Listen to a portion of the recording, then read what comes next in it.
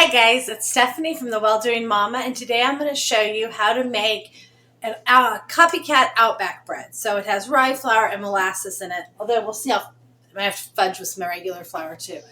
So this is a really yummy bread, and we're going to have a white bean and butternut squash soup tonight, so this is going to go with that soup. Having homemade bread is a great way to stretch your budget because it's good for kids to have carbs especially, but we all enjoy a nice loaf of bread or a nice piece of bread, but buying especially nice breads at the store can get costly pretty quickly. So this is one way that I've always stretched our budget and just allowed us to have another item for dinner. We find that our kids eat better and snack less. They eat better and snack less if we provide them with full meals. So a main dish, some bread, some fruit, veggies if they're not in the main dish, that kind of thing helps our kids feel full, so they're asking for fewer snacks, and snacks can add up really fast too. So I need to start with yeast, and I keep the yeast in the refrigerator in a little container. I buy it in a big bag from Costco. You can also buy it from, I don't think Walmart, Sam's Club. I bought it from Amazon before in a big bag, and then I just keep it in the freezer once I open the big bag and keep a little bit in here at a time. Okay, and I need half a cup of warm water. You do want this to be warm, so let it run for a minute. It doesn't need to be scorching hot, but warm. Okay, half a cup. The reason you need warm water is yeast is a living organism, and the warm water and then the sugar will activate and make your yeast alive, and that makes the bubbles. There's science! Okay. 3 packages. A package of yeast is close to a tablespoon, a little under. So I will put, let's move over so you can actually see what I'm doing. I will put almost, a little less than a tablespoon. I'll do it 3 times because it's 3 packages of yeast. This is going to make, I think, 2 loaves. Yep. I'm going to do 2 large loaves. And I'm going to stir that up. And then, am I supposed to put the sugar in here? Oh, yep. 1 tablespoon of sugar. Let's wipe off my tablespoon measurement so I don't have to get a new one. And we will put in about 1 tablespoon of sugar. Again, that just is going to help it get all nice and poofy. I'll show it to you. See? We'll see what it looks like. It says to let it sit for 6 minutes. I don't think it'll probably end up being 6 minutes by the time I get the other things in here. And then in the large mixing bowl. Sorry if this is loud. Still got some. We are going to put in 1 cup of warm water. So I need another measuring cup, some more warm water.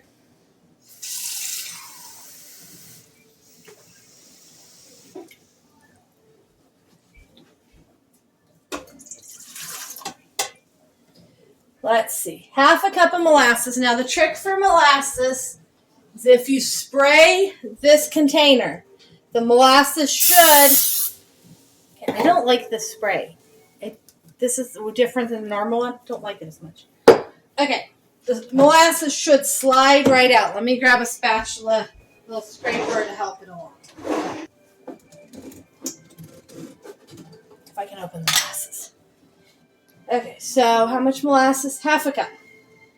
Here we go. Half a cup is there. There we go. Okay. We used that to make gingerbread cookies yesterday. Okay.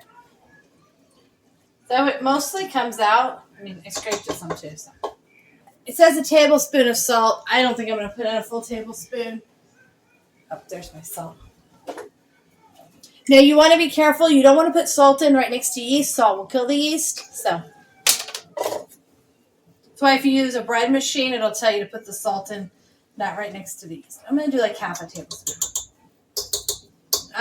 Don't love a lot of salt. 2 tablespoons of oil.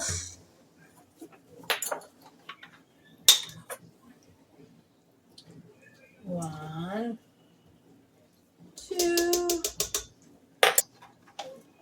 let's see, salt, oil, and the rye flour can go in, and it's supposed to be 2 cups of rye flour. We'll see how much I have in here.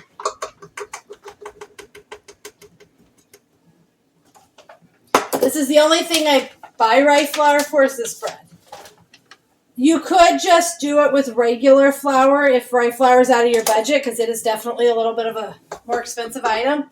You could do it with regular flour. Some recipes even put in a little bit of coffee for the extra color. So totally could do that. Put in just a little bit of coffee if you want.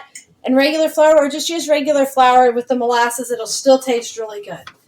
So, okay. That was almost exactly 2 cups. And when you're making a yeast bread, you'll add more based on how the bread looks. Okay, so now we're going to let that mix up. Oh, if I plug it in, it tends to work better. So let me show you what that looks like. We've beat up all of that stuff, and you want to make kind of a smooth batter out of that. Can you see in there? Okay, so that's what that looks like.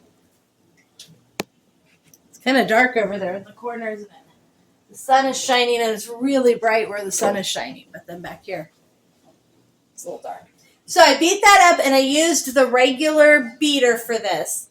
Once I add the rest of the stuff, I'm going to switch to the hook. If you don't have a KitchenAid, you could beat this with like the little cheap hand mixer until you can't mix in any more flour, and then just throw it on the counter and add the flour and just keep kneading it. And so to knead it, you push it kind of flat in like a log or like a rectangle, fold it over and push, and then fold it over and push. You're just trying to work all that gluten. So you can totally do that though. So now we're going to add the rest of the stuff. Now let's look at our yeast. Look how pretty it is.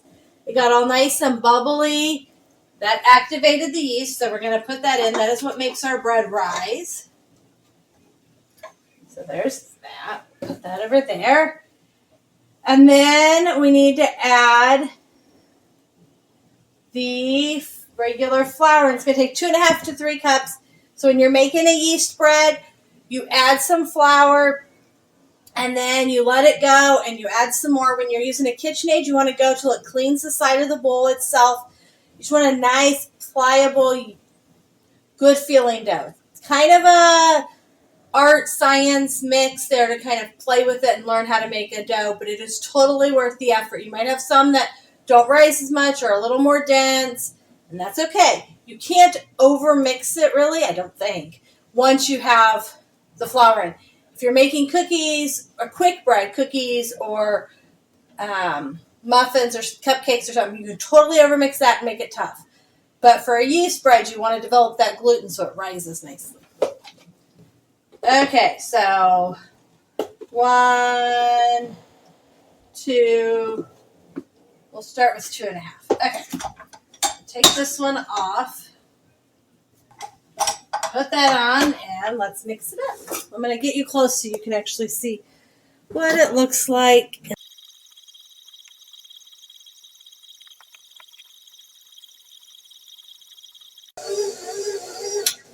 Okay, so now that it's mixed up and kneaded pretty well, I put this off. Oh, let's lower it. I'm going to show you what it looks like.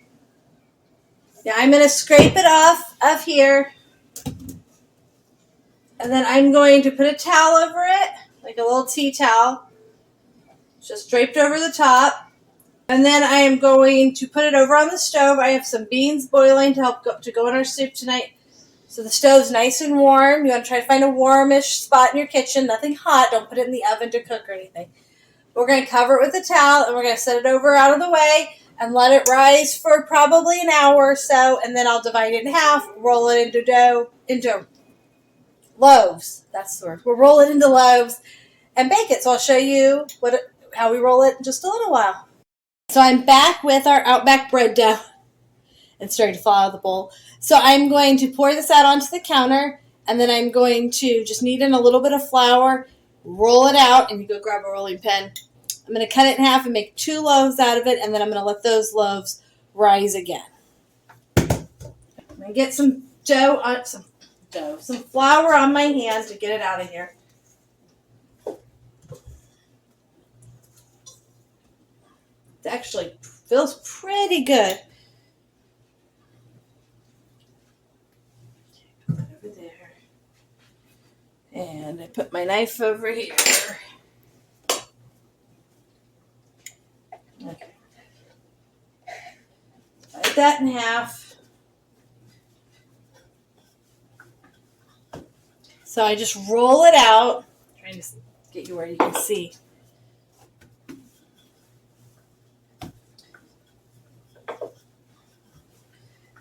And then I just take it. Let's see if I can pull you down just a little. Take it and I wind it up like this.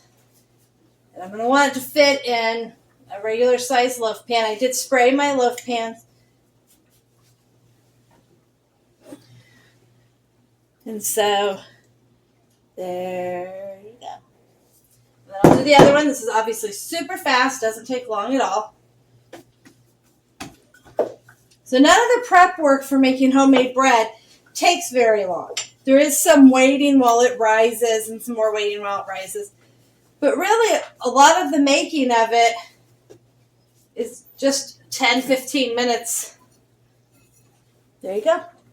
And so then I'm going to put the towel back over those, keep them where it's warm, let them rise again, and then when they rise again, I will put them in the oven to bake. So let them rise for about an hour, and then I'll set the oven on 350, let them bake. I'll show you what it looks like when they're done baking. We are back, and the bread is done.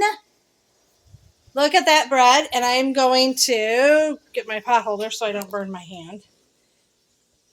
And I test them by putting a thermometer in, and I've already done that, and they should be around 200 degrees.